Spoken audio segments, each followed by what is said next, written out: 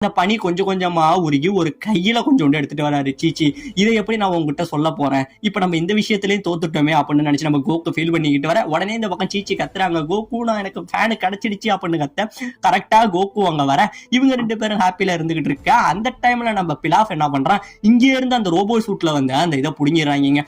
அதை புடுங்கிட்டு அப்படியே பயங்கரமா சிரிக்கிறான், எனக்கு இது கிடைச்சிடுச்சு, என்னதான் ஸ்டார்டிங்ல நாங்க சொதப்பினாலும் கடைசியில 6 அடிக்கிறது நாங்க தான்டாங்கிற மாதிரி பிலாஃப் கர்வத்தில் இருந்துகிட்டு இருக்க.